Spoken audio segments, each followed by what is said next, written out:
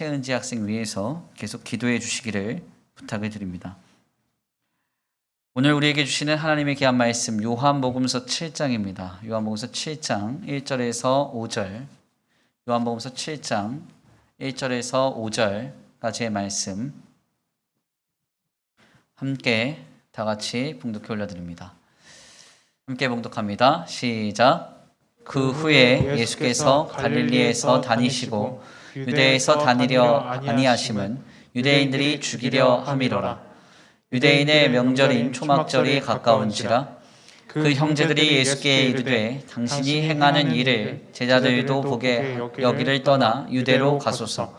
스스로 나타내기를 구하면서 묻혀서 일하는 사람이 없나니 이 일을 행하려 하거든 자신의 세상에 나타내소서 하니 이는 그 형제들까지도 예수를 믿지 아니함이로라. 아멘. 할렐루야. 아멘. 할렐루야. 아멘. 오늘도 하나님의 예비하신 귀한 은혜가 있는 줄 믿습니다. 귀한 시간 하나님의 은혜로 새롭게 되시고 하나님의 귀한 말씀 가운데 힘을 얻고 변화받는 귀한 시간 되실 간절히 축원합니다. 다 같이 믿음으로 고백하겠습니다. 다 잘 되고 있습니다. 하나님이 하십니다. 시작. 다 잘 되고 있습니다. 하나님이 하십니다. 아멘. 다시 한번 믿음으로 고백합니다. 악한 길에서 떠나 신앙의 정도를 지킵시다. 시작. 악한 길에서 떠나 신앙의 정도를 지킵시다. 아멘. 오늘도 신앙의 거룩한 정도를 따라 예배하러 오신 우리 성도들 모두에게 주님의 풍성하신 은혜와 사랑이 더하여지길 간절히 축원합니다. 오늘은 귀한 시간 귀한 말씀을 통하여서 형제들까지도 믿지 아니함이로라. 형제들까지도 믿지 아니함이로라 라는 제목으로 하나님의 귀한 말씀을 함께 나누고자 합니다. 제가 군복무를 했던 이여단의 공군 성안 기지교회는 사실 60년대, 70년대에 미군이 쓰던 건물을 그대로 물려받아서 이렇게 교회 사역을 하던 아주 열악한 환경의 교회였습니다. 설상가상으로 제가 복무를 하던 직전에 군종병은 말 그대로 신앙의 모범을 보여주지 못하면서 많은 병사들이 이 교회를 떠남으로 인해서 아주 극소수의 신우들이 모여 예배하던 신앙 공동체였는데요. 사연이 어찌되었던 간에 그곳에서 군종병으로 2년 동안 섬기게 된 저는 사실 교회를 살리기 위해서 이렇게 저렇게 많은 발버둥을 쳤습니다. 특별히 그 열심을 내어 사역했던 일 중에 가장 먼저 감당했던 일은 무엇이었는가 하냐면 매 주일 아침이 되면 그 병사들의 각 방을 다 돌면서 예배 참석, 즉 종교 참석을 이렇게 권면하던 일이었어요. 후임병들에게는 제가 나이가 많이 들어서 군대를 갔었기 때문에 제가 이제 25세 군대를 갔고 보통 병사들은 20살, 21살 정도밖에 되지 않았기 때문에 반말을 하면서 얘들아 예배하러 가자 이렇게 예배를 독려했고요. 또 이제 그 선임병들에게는 제가 나이가 많았음에도 불구하고 이렇게 아양을 좀 떨면서 김상병님, 이병장님 예배하러 가시죠. 이렇게 예배 참석을 이제 독려하곤 했습니다. 늘 그러면서 제가 무기를 삼았던 것은 바로 예배 후에 이렇게 공급되는 점심 메뉴였어요. 그래서 오늘 예배를 드리고 나면 등갈비찜이 나온답니다. 그러니까 예배 우리 드리고 맛있게 식사합시다 이러면서 자꾸 이렇게 예배 참석하자고 독려를 하는 것이죠. 그러면 때때로는 열광적인 반응이 있었습니다. 그래서 와 그거 오늘 나온다고? 그래 나 오늘 예배 갈게. 뭐 이렇게 얘기를 하고 아이들이 함께 모여서 예배를 했습니다. 그래서 제가 이제 처음에 갔을 때는 많이 모여야 15명, 10명에서 한 15명가량 모이는 공동체였는데 제가 나올 때는 한 60명에서 70명 정도 모이는 그런 공동체로 성장을 했습니다. 이렇게 각 방을 다 돌면서 예배 독려가 끝난 뒤에는 방송을 하기 위해서 상황실로 갑니다. 그래서 상황병에게 이 종교 참석 관련된 내용을 방송해 달라 요청을 해요. 그러면 이제 상황병이 11시에 종교 행사가 있으니 원하시는 성도들이래요. 이 병사들은 종교 참석에 가십시오 하고 방송을 해줍니다. 이 일을 이제 주일 아침마다 늘 뛰어다니면서 감당했던 것입니다. 2년 동안이요. 코로나로 인해서 예배 참석이 어려워진 요즘에 담임 목사인 저는 할 수만 있다면 당시를 떠올리면서 주일 예배 전에 우리 성도들 가정을 다 돌면서 예배 참석을 독려하고 싶습니다. 문을 두들기고 예배 시간에 함께 예배합시다. 예배하셔야 삽니다. 예수님을 통하여 나를 구원하신 우리 주님을 함께 예배합시다. 이렇게 예배 참석을 독려하고 싶어요. 그리고 또한 허락만 된다면 예배 후에 함께 식사를 또 나누고 싶습니다. 교회 국수를 먹어보지 못한 지가 벌써 한 2년 가까이 되어 가는 것 같은데요. 예배 후에 맛있게 식사하면서 서로 교제하는 날을 주님이 허락해 주시기를 간절히 기대하며 기도하고 있습니다. 아무튼 금복무 당시에 이렇게 주일 아침마다 종교 참석을 독려하면서 가장 힘들었던 점은 다름 아닌 사람들의 냉소적인 반응이었습니다. 저도 사람이고 저도 인간이었기 때문에 제가 전도사의 신분으로 군종병으로 이렇게 군대를 갔지만요. 그럼에도 불구하고 제 마음이 많이 무너지는 일들이 있었습니다. 같이 예배하자라고 하는 제 겉면에 병사들은 제 눈도 보지 않고 혹은 차가운 시선으로 깔보고 무시하는 그런 병사들의 언어와 또 비언어적인 모습을 경험할 때면 마음에 많이 상처를 받곤 했던 것이죠. 오늘은 점심 진짜 맛있습니다. 예배하고 같이 식사합시다. 이렇게 얘기를 하면 야 너나 먹어라. 이렇게 얘기를 하거나 아니면 나는 예배 안 하고 시간 맞춰서 갈 테니까 밥이나 내놔 뭐 이렇게 얘기를 한다든지 무시하고 깔보고 또 여러 가지로 좋지 않은 언어적인 내용 또 비언어적인 그런 어떤 경험들을 할 때는 마음이 많이 어렵고 때때로는 분노가 치밀어 오를 때도 있었어요. 이것을 이제 저는 한 2년 이상 이렇게 버텼습니다. 그래서 저는 사실 지금 목회를 하면서도 가끔 뭐 저를 웬만큼 무시하거나 혹은 무시하시는 말이나 시선이나 행동 이런 거 하실 때에 별로 상처를 받지 않습니다. 그때 잘 훈련이 되었기 때문에 그래요. 아무튼 그런데 그러던 어느 날 한 사건이 벌어집니다. 제가 제대를 한 2개월 정도 앞두고요. 종교 참석을 독려하기 위해서 늘 하던 대로 주일 아침에 각 병사들의 방을 돌고 있었습니다. 저희가 생활관이 한 36개 정도 생활관이 되었던 걸로 기억을 하는데 아직도 그 생활관을 잊지 못해요. 제 8생활관이었습니다. 제가 그곳에 들어가서 얘들아 예배하자 이렇게 독려를 했어요. 그런데 그 자리에서 어떤 아이가 저를 쓱 보더니 한숨을 후 쉬고 다시 자는 것입니다. 그냥 누워서 그렇게 하는 거예요. 당시 8생활관은 이등병 생활관이었습니다. 저는 앞서 말씀드린 바대로 전역을 2개월 앞둔 말년병장이었죠. 저는 짝대기가 4개고 그 친구는 하나였어요. 군대에서 있을 수 없는 일이 벌어진 거죠. 병장이 들어왔는데도 일어나지도 않고 누워 있다가 종교 참석을 독려하니까 한숨 푹푹 쉬면서 무시하고 자는 겁니다. 사실 제가 그때 나이가 27이었는데 그 친구 나이가 20살이었거든요. 나이 차이도 그렇고 계급 차이도 그렇고 너무한 거 아닙니까? 제가 좀 참았어야 되는데 쌓였던 게 터졌나 봐요. 그래가지고 나가려다가 돌아서서 그 친구를 앉혀놓고 좀 혼을 냈습니다. 문제는 이 친구가 본부에 신고를 한 거예요. 종교 강요로 신고를 해서 저는 이 신고를 당했고 결국 전역을 3일 앞두고 군기교육대에 끌려가서 하루 군기교육 열심히 이렇게 끌려가서 훈련받고 전역을 했습니다. 생각해보면 좀 많이 억울한데 지금도 그 일을 좀 잊지를 못해요. 근데 제가 예비군을 갔을 때 여기 수원비행장에서 훈련을 받는데 그 2박 3일 훈련 받을 때 그 친구를 만났습니다. 저를 신고한 친구를. 그 친구가 저를 3일 내내 피해 다니고 도망 다녔어요. 그래서 그때 깨달았죠. 와, 찔릴 짓은 평생 하면 안 된다. 도망 다닐 일이 반드시 생긴다. 이런 걸 깨달았거든요. 원래 남자들이 모이면 보통 군대 얘기나 축구 얘기 한다고 합니다. 목사님 왜 아침부터 군대 얘기하십니까? 할지 모르시겠는데요.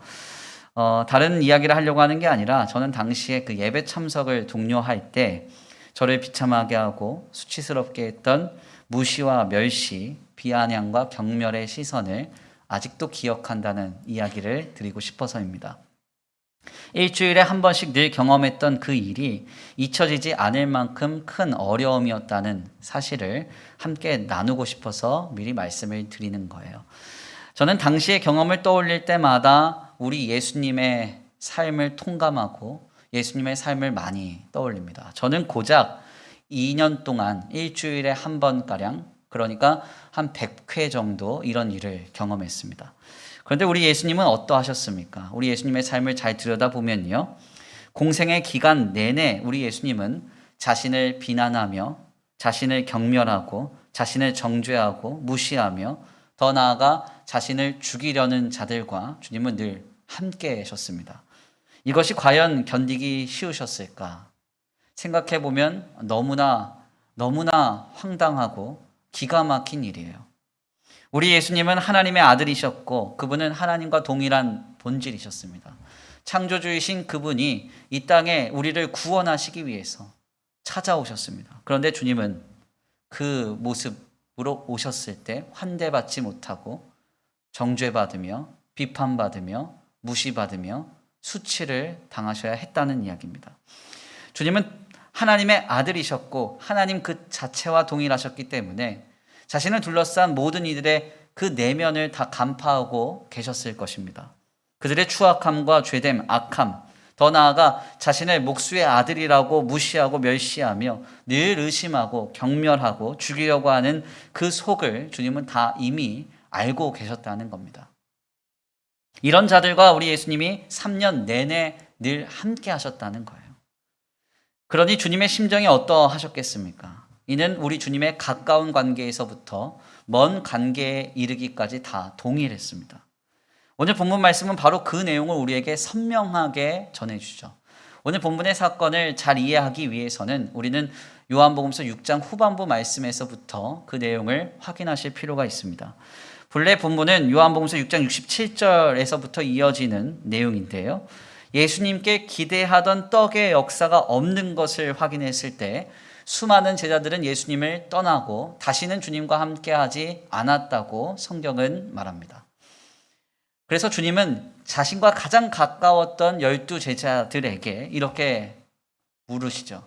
너희도 가려느냐? 너희도 가려느냐? 이렇게 물으세요.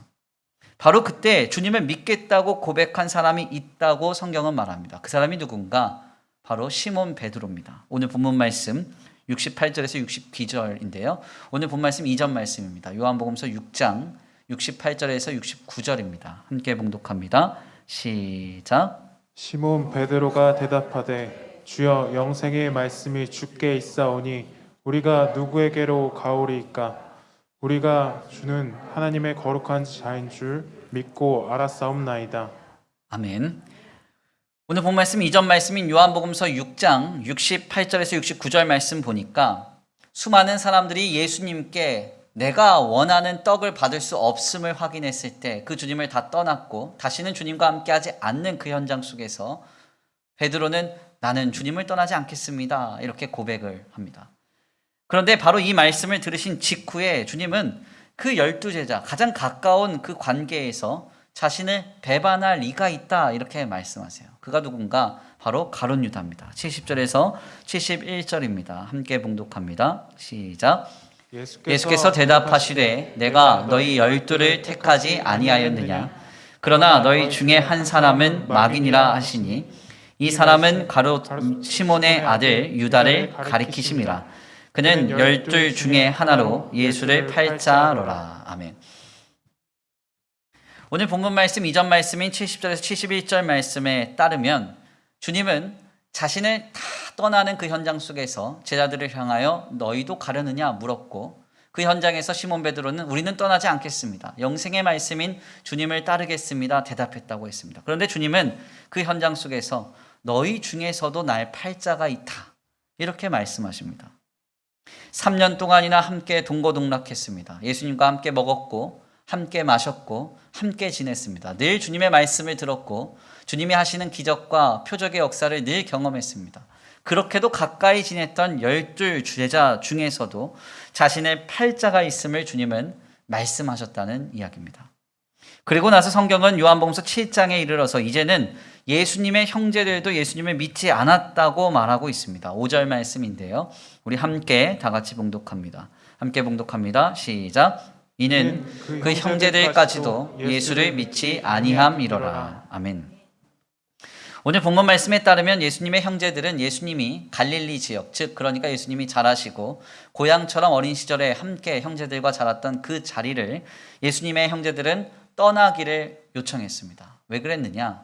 문제를 일으키지 않아야 자신들에게도 피해가 없을 거라고 예상했기 때문입니다.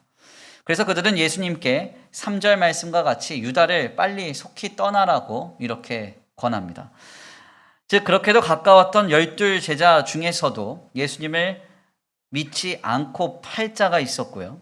예수님과 함께 어린 시절을 지내며 동고동락했던 형제들도 예수님을 믿지 않고 예수님을 가까이 두려고 하지 않았으며, 더 나아가 성경의 이후 증언에 따르면 예수님을 둘러싼 수많은 유대인들은 예수님을 죽이려고 했고, 유대의 종교 지도자들은 대제사장들을 비롯해서 함께 마음을 모아 작당하여 예수님을 실제 죽이려는 시도를 했음을 우리는 말씀을 통하여 확인할 수가 있습니다. 즉 성경은 지금 확장적인 증거로서 예수님의 상황과 삶의 배경을 설명하고 있는 것이죠. 가까운 사람들도 우리 예수님은 믿을 수 없었습니다. 그들은 늘 배신에 노출되어 있었고 예수님을 팔 자도 있었습니다. 더 나아가 형제들도 예수님께는 신뢰의 대상이 될 수 없었습니다. 형제들도 예수님을 믿지 않았고 예수님을 가까이 두려고 하지 않았으며 예수님을 늘 떠나보내려고 했습니다. 주님을 늘 둘러싼 유대인들은 예수님을 정죄했고 예수님을 심판하려 했고 예수님을 죽이려고까지도 했던 사람들이었습니다. 즉 주님은 공생의 기간 동안 가까운 데서부터 먼 관계에 이르기까지 누구나 할 것 없이 자신을 믿지 못하고 무시하며 죽이려고 팔려는 사람들에게 늘 둘러싸여 계셨다는 사실을 우리는 여기서 확인할 수가 있는 것입니다. 우리 예수님은 늘 이런 자들과 함께 하셔야 했고 이들의 시선과 이들의 말과 이들의 행동을 경험하셨어야 했다는 이야기입니다. 이것을 가만 묵상할 때 우리는 주님의 삶이 어떠했는지를 다시 한번 깨닫게 됩니다. 주님의 삶을 가만히 들여다보세요. 우리 예수님께서 우리를 위하여 십자가를 지시고 우리를 구속하시는 놀라운 그 역사의 현장을 감당하실 때 가까운 데서부터 멀리에 이르기까지 그 누구에게도 마음을 줄 수 없고 신뢰를 줄 수 없는, 늘 자신을 의심하고 믿지 못하며 배신하려 하고 팔려고 하고 정죄하려고 하는 그 사람들에게 둘러싸여서 주님이 그 묵묵히 십자가의 길을 걸어가셨다는 것입니다. 그래서 우리는 예수님의 삶을 묵상하고 숙고하면 할수록 너무나도 깊은 울림이 우리에게 찾아옴을 말하지 않을 수 없습니다. 특별히 저는 예수님의 삶을 묵상할 때면 너무 크게 감동을 받고 눈물이 핑 돌 정도예요. 얼마나 어려우셨겠습니까? 얼마나 수치스럽고 얼마나 비참하셨겠습니까? 얼마나 화가 나셨겠어요. 실상 저는 어린 시절부터 전도사 사역을 했었기 때문에 20살의 그 어린 나이의 교육 전도사 시절의 저와 지금의 저의 모습의 차이를 예민하게 느끼는 편입니다. 사실 멀리까지 가지 않아도 27살에 담임 목회를 했을 때부터 지금까지의 모습을 이제 비교를 해봐도 많이 바뀌어진 점을 발견하게 돼요. 요 근래 저와 우리 교회에 관해서 잘 모르는 성도들이나 혹은 목회자들을 만나게 되면 제가 느끼는 저의 확실하게 달라진 점 한 가지가 있습니다.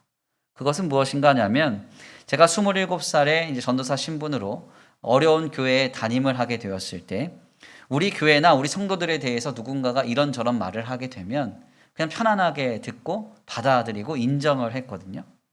그런데 지금에 이르러서는 희한하게 그게 잘 안 됩니다. 누군가가 우리 교회에 관해서 혹은 우리 성도들에 대해서 이런저런 말씀을 하시면 죄송하지만 마음이 굉장히 많이 불편해요. 그래서 그렇게 자꾸 말씀하시는 분들이 있으면 아예 관계를 끊거나 만나질 않거나 그냥 아예 이제 더 이상 듣질 않습니다. 어느 날은 가만히 앉아서 그런 생각을 해봤어요. 서재에 앉아서.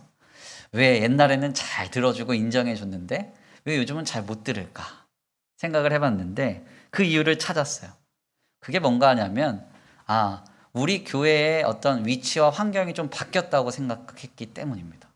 그러니까 제가 예전에는 정말 처음에 제가 목회할 때는 우리 교회가 너무 약하고 연약하고 내세울 것도 없다고 생각했어요. 그래서 주변에서 누가 이렇게 목회해라 저렇게 해라 니네 교회는 이것 때문에 안 된다 저것 때문에 안 된다 이 성도 바꿔라 저 성도 바꿔라 하면은 그냥 그걸 다 들었습니다. 왜요? 내가 약하고 내가 부족하고 내가 갖춘 것이 없다고 생각했기 때문에. 근데 지금은 어때요? 지금은 그렇지 않죠. 우리 교회는 작지만 강한 교회 아닙니까? 이렇게 아멘을 이럴 때 세게 하시는 건데 작지만 강한 교회죠.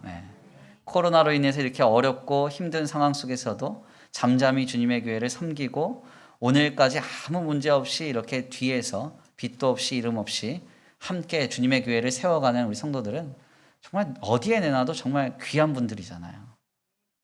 왜 이렇게 아멘을 안 하실까요? 근데 이런 교회나 성도들에 대해서 함부로 말한다? 막 화가 나고 듣질 않는 거예요. 그러다 보니까 혹자들의 어떤 비난을 잘 듣지 못하는 겁니다. 저도 이런데, 이런 저도 저런, 뭐 내세울 것도 많이 없는 저도 이런데, 우리 예수님은 어떠실까요? 우리 예수님은 하나님의 아들이시죠. 신분과 본질이 다릅니다.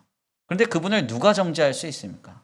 누가 판단하고, 누가 비판하며, 누가 그를 멸시할 수 있습니까? 그런데 우리 주님이 사역하는 현장을 봐보세요. 우리 주님이 말씀만 전하면 유대 종교 지도자들이 와서 정죄합니다.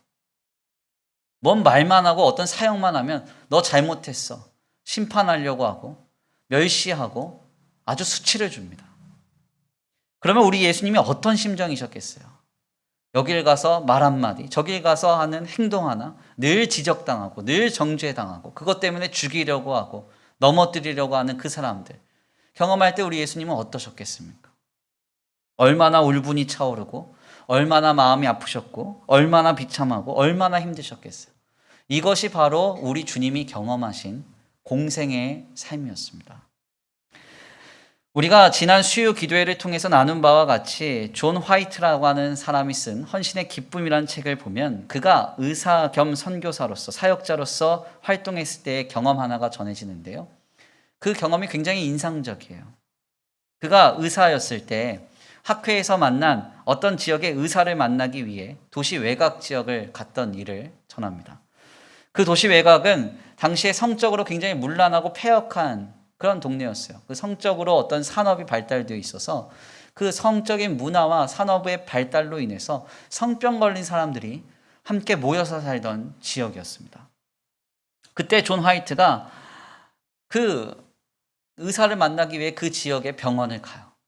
그런데 가보니까 성병 걸린 사람이 얼마나 많은지 그 병원에 인산인해인 거예요. 사람들이 가득 있는 겁니다. 그때 존 화이트가 이 사람들을 뚫고 의사를 만나려고 하니까 둘러싼 사람들이 막 소리를 질러요. 당신 뭐야? 뭔데 이렇게 새치기를 해? 줄 서 뒤로 가. 아주 거칠게 그를 막 밀어냅니다. 결국 사람들의 저항에 밀려서 가만히 줄을 서서 기다리는데 때마침 간호사가 지나가는 거예요. 아, 옳다구나. 잘 됐다. 간호사를 불러요. 불러서 저기 간호사 선생님, 저는 의사를 만나러 왔습니다. 이렇게 얘기를 합니다. 그랬더니 그 간호사가 웃으면서 아, 네, 그러세요? 그러면서 지나가는 거예요, 그냥. 얼마나 황당해요? 그래서 바쁘게 다시 불렀어요. 아니, 그게 아니라 나는 이 사람들하고는 달리 특별한 사연을 가지고 여기 있는 의사분을 꼭 만나러 왔습니다. 설명을 합니다. 그때 그 간호사가 빙긋이 웃으면서 아주 냉소적으로 이렇게 이야기했다고 해요. 여기 있는 모든 사람들은 다 특별한 사연을 가지고 이곳에 왔습니다. 기다리세요.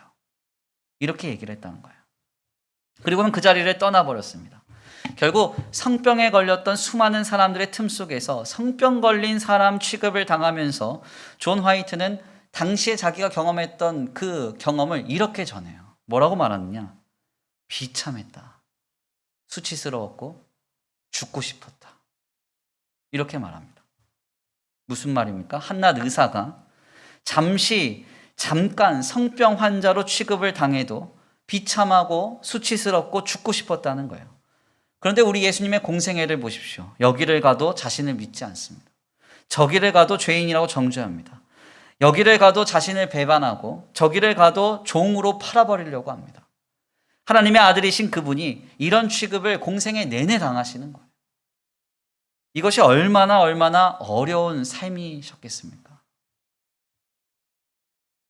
도대체 주님은 왜 이렇게도 모질고 어려운 길을 가셨나요? 그 이유는 성경이 이렇게 말하죠. 하나님이 세상을 이처럼 사랑하사 독생자를 주셨으니. 아멘입니까? 우리를 사랑하셔서 나를 구원하시기 위해서 우리 예수님이 이런 삶을 감내하셨다는 거예요.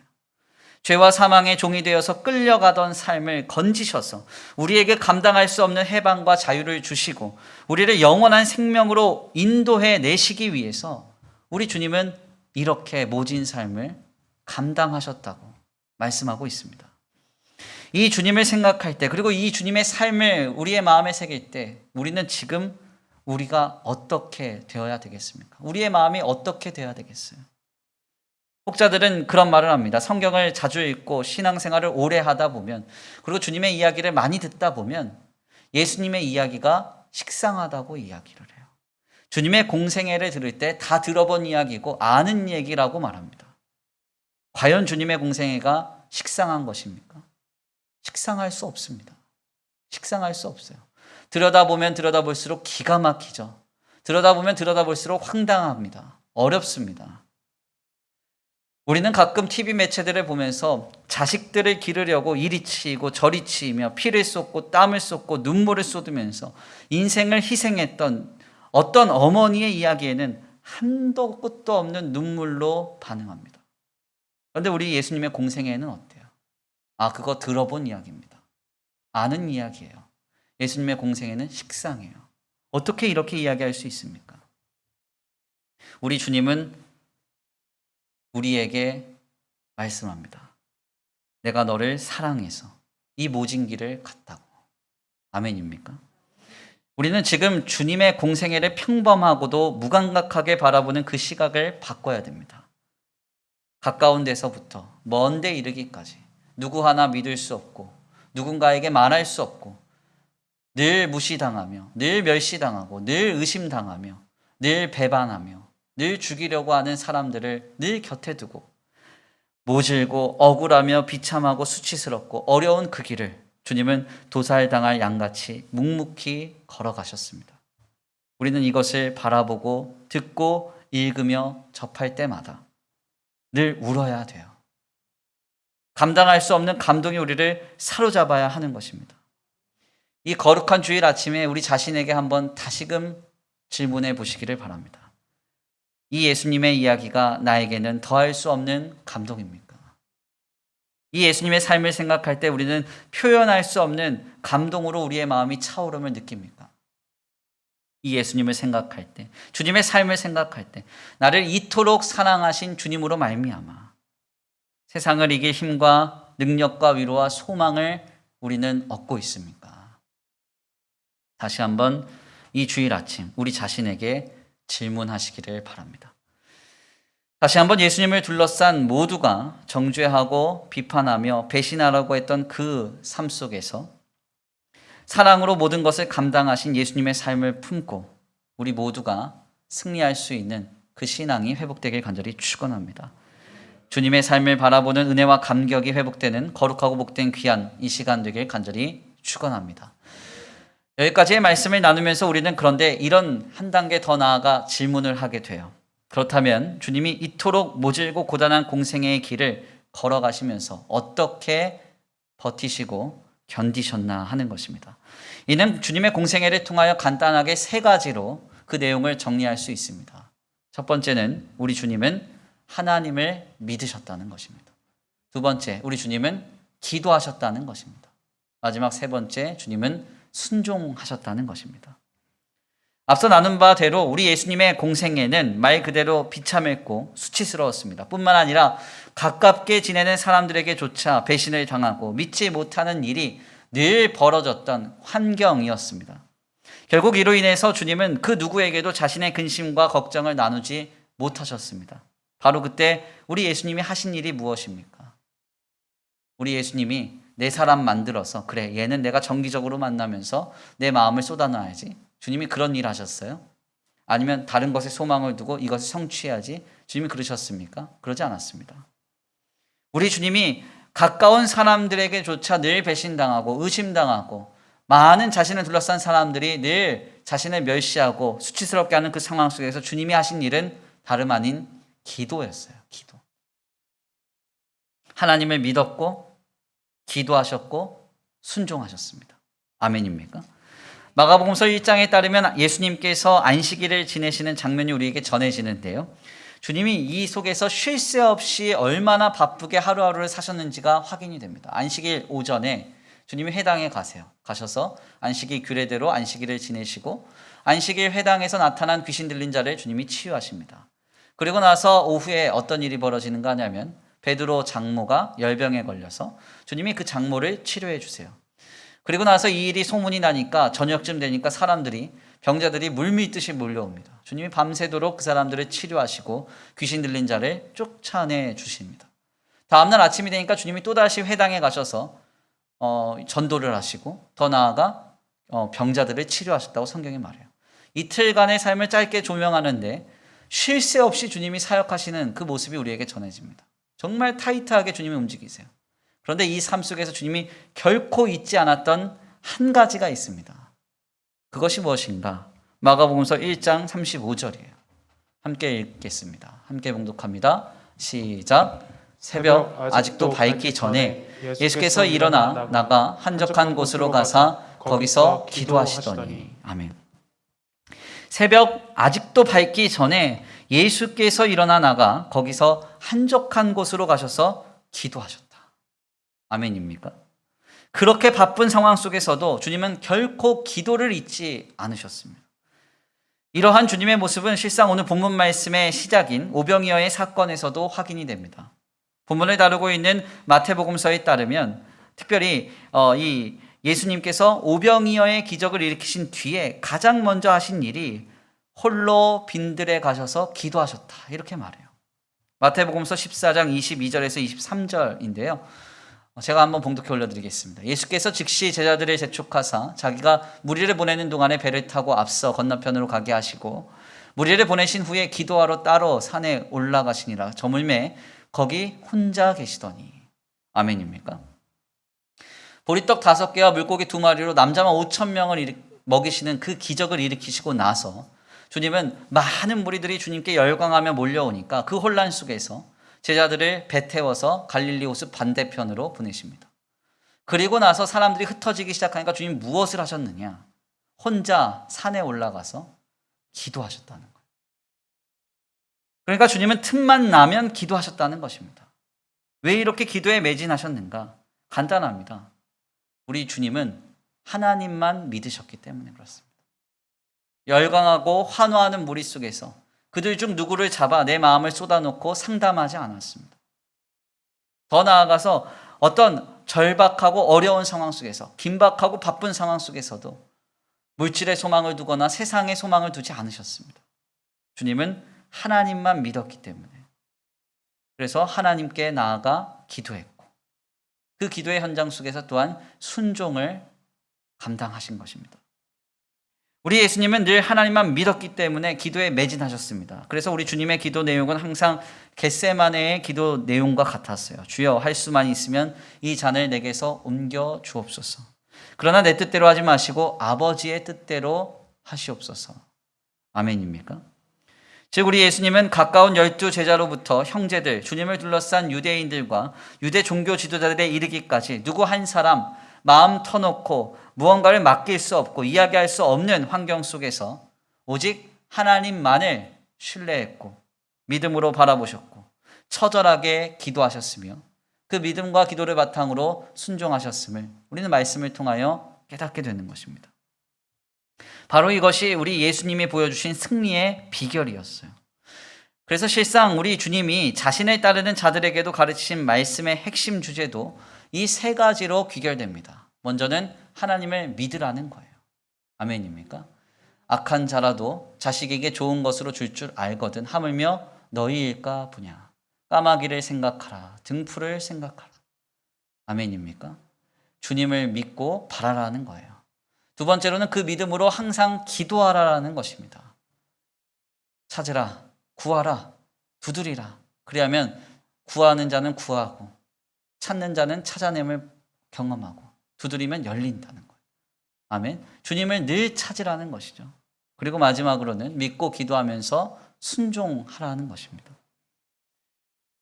우리는 바로 이러한 도전을 받게 됩니다. 예수님께서 그토록 모진 삶의 환경 속에서 믿고 기도하면서 순종하면서 승리하셨다고 한다면 이 예수님의 뒤를 따라가는 우리들 역시도 믿고 기도하면서 순종해야 한다는 것이죠. 이번 주간에 금요 헌신 예배 강사로 섬겨주신 황성재 목사님은 저와는 이제 서울장신대학교 대학원 목회학 석사 동기입니다. 그래서 형 동생 하는 사이인데요. 이번 예배에 전해주신 간증이 우리에게 큰 은혜가 된 줄 믿습니다. 그래서 많은 감동과 은혜를 누리신 줄 믿습니다. 우리는 담담히 그 내용을 들었지만은 실상 이 현장을 어떻게 지나온지를 구체적으로 잘 알고 있는 저의 입장에서는 간증을 듣는 내내 마음이 너무나 많이 먹먹했습니다. 비행기 값을 포함해서 병원비가 거의 한 9억 가까이 청구가 되는 상황 속에서 함께 모여서 함께 교제했던 당시 이 목회 동기들은 다만 걱정해주고 위로해주는 그리고 함께 기도하는 일 밖에는 할 수 있는 것이 없었습니다.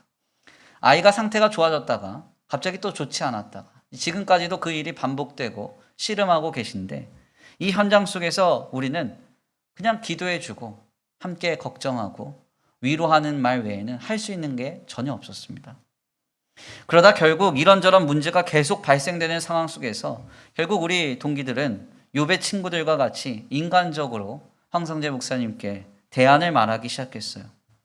선교회에서 도네이션 받은 음식이 잘못된 것이니까 변호사를 고용하고 항의를 하여서 소송하여서 그쪽에서 책임지게 하자. 이렇게 하자 저렇게 하자 각종 인간적인 대안을 막 쏟아놓기 시작했습니다. 그때마다 황성재 목사님께서 제게 들려주신 고백은 다른 게 아니었습니다. 그래도 하나님은 선하시다. 그리고 하나님이 역사해 주실 것이다. 이렇게 늘 말씀하셨어요.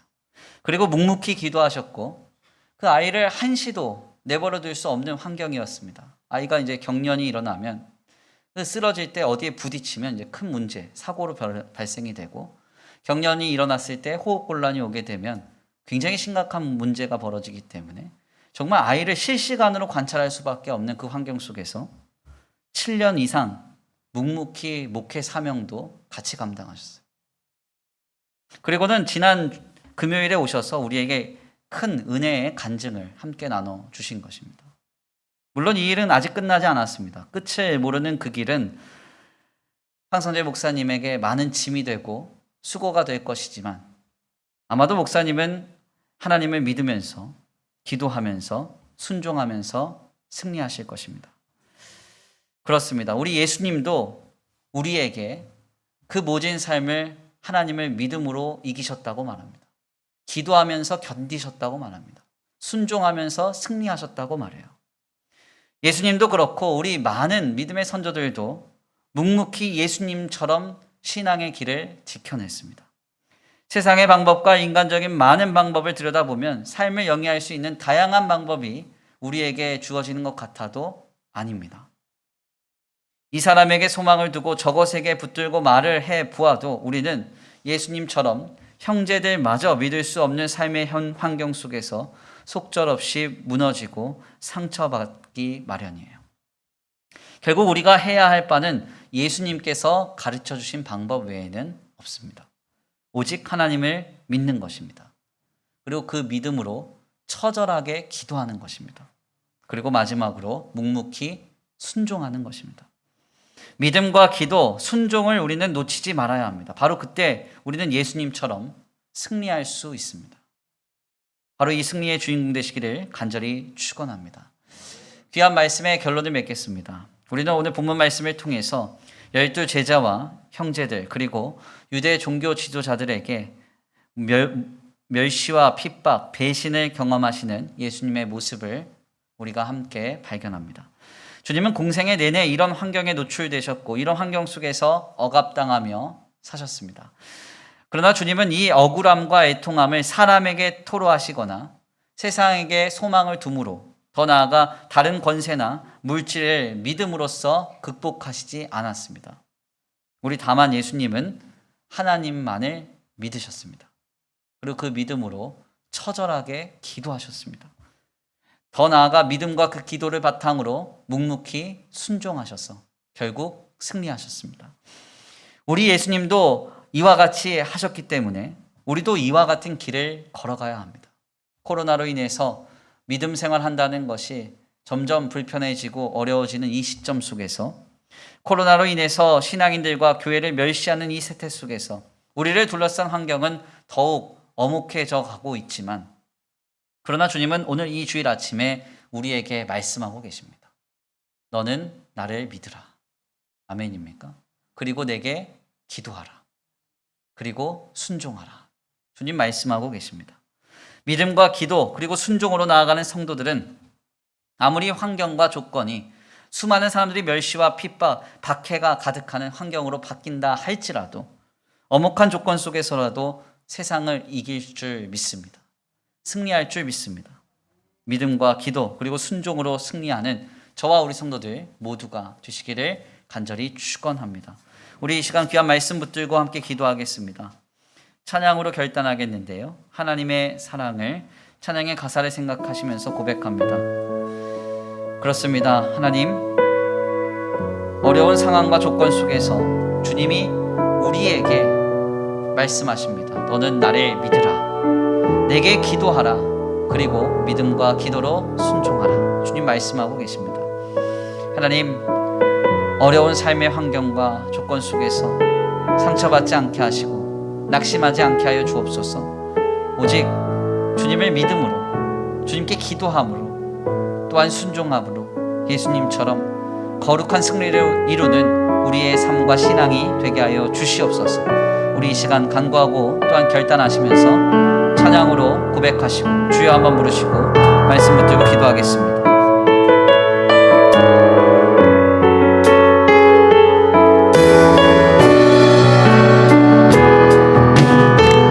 하나님의 사랑을, 하나님의 사랑을 사랑하는 자, 하나님의 평안을 바라보는 자, 너의 모든 것 창조하신 그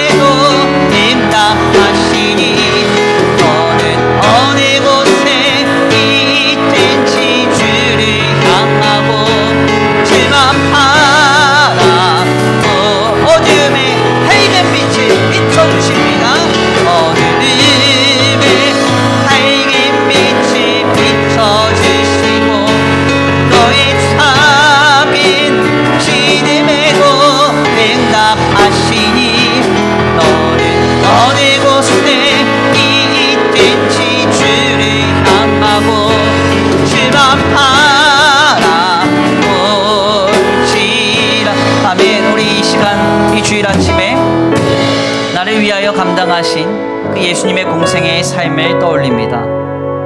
얼마나 수치스러우셨겠습니까? 얼마나 모질고 얼마나 어려우셨겠습니까? 그토록 고진 삶을 감당하시면서도 주님은 나를 사랑하셨기 때문에 오직 하나님만 믿고 바라며 처절하게 기도하시면서 묵묵히 순종하시면서 그 삶을 살아내셨습니다.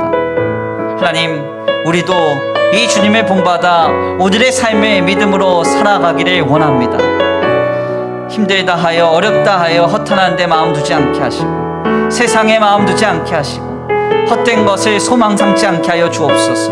오직 하나님만 믿고 의지하게 하시고 처절하게 기도하면서 묵묵히 순종하면서 신앙으로 승리할 수 있는 우리의 믿음이 되게 하여 주시옵소서. 우리 다 같이 이 시간 결단하시면서 귀한 말씀 붙들고 주여 한 번 부르시 기도하겠습니다. 주여 한 번 부르시 기도합니다. 주여,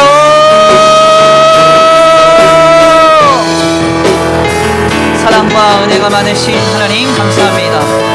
하나님, 오늘 귀한 시간 귀한 자리로 주님 앞에 나와 하나님의 귀한 말씀을 상고케 하시니 감사합니다. 하나님, 여기를 보아도 자신을 정죄하며 저기를 보아도 믿지 못하고 배신하며 아버지 자기를 쓰러뜨리고 넘어뜨리며 죽이려고 하는 비멸시와 비컨멸의 아버지 시선과 말과 행동을 몸으로 받아내신 주님의 삶을 목도합니다. 나를 사랑하셨기 때문에, 나를 사랑하셨기 때문에, 나를 사랑하셨기 때문에 주님께서 이 길을 가셨습니다. 하나님, 기도하시면서 하나님의 다만 믿음으로 바라보시면서 아버지 믿음과 기도로 순종하시면서 아버지 이 길을 가신 주님을 기억합니다. 주여, 주여, 주여, 우리도 지금 우리 삶에 실망하지 아니하고 낙심하지 아니하고 타협하지 아니하고 넘어지지 아니하고 예수님처럼 다만 하나님을 믿으며 아버지 처절하게 기도하면서 순종하면서 신앙으로 우리 삶과 믿음을 세워가기를 원합니다. 주여, 주여, 주여, 아버지 우리의 마음과 우리의 생각과 우리의 중심을 새롭게 하여 주옵소서. 새롭게 하여 주옵소서. 새롭게 하여 주옵소서. 주님 도와주옵소서. 주님 인도하여 주옵소서. 함께하여 주옵소서. 역사하여 주시옵소서. 역사하여 주시옵소서. 인도하여 주시옵소서. 주님 도우신 주님을 기대합니다. 인도하신 주님을 기대합니다. 함께하신 주님을 기대합니다. 도와주옵소서. 함께하여 주옵소서. 인도하여 주옵소서. 주여, 주여, 주여, 아버지 주님의 삶을 생각할 때 내 마음이 더할 수 없는 감동으로 뜨거워지게 하시고 예수님처럼 기도하면서 예수님처럼 믿으면서 예수님처럼 순종하면서 승리할 수 있는 아버지 우리의 삶이 되게 하여 주시옵소서. 인도하시기 믿습니다. 하나님 사랑의 눈으로 너를 어느 때나 바라보시고 하나님 인자 안기로서 언제나 너에게 기울이시니 어둠에 밝은 빛을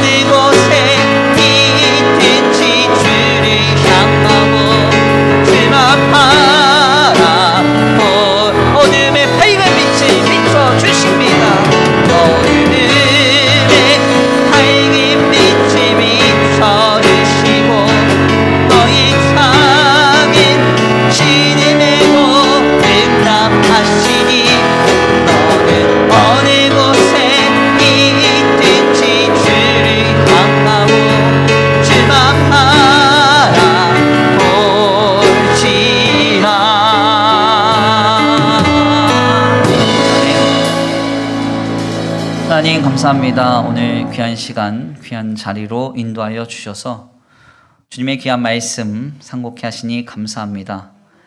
예수님의 삶을 목도하고 숙고할 때 얼마나 기가 막힌지, 12 제자들도 십자가를 앞에 두고 배신하고 주님을 팔고 도망하는 그 중심을 주님 다 알고 계셨을 텐데 그들과 3년이나 동행하셨고 형제들의 그 믿지 못함을 경험하시며 더 나아가 유대인들의 멸시와 정죄와 비판과 죽이려 함을 늘 경험하셨던 주님의 모습, 그 삶을 생각할 때 나를 얼마나 주님이 사랑하셨는지, 나를 얼마나 구원하시고자 하셨는지 다시 한번 깨달아집니다. 주님, 이 주님의 삶을 품고 다시 한번 우리의 마음이 뜨거워져서 오늘을 믿음으로 살아내기를 원합니다. 힘들고 어렵다고 하여서 시험 당하거나 낙심케 되는 일이 없도록 주님 붙들어 주시옵시고, 나를 위하여 이토록 모진 삶을 묵묵히 감당하신 그 예수님의 모습을 본받아 우리도 하나님만을 믿으며 기도하면서 그 믿음과 기도를 바탕으로 순종하면서 아버지 이 어려운 삶을 잘 견디어낼 수 있도록 주님 붙들어 주시옵소서.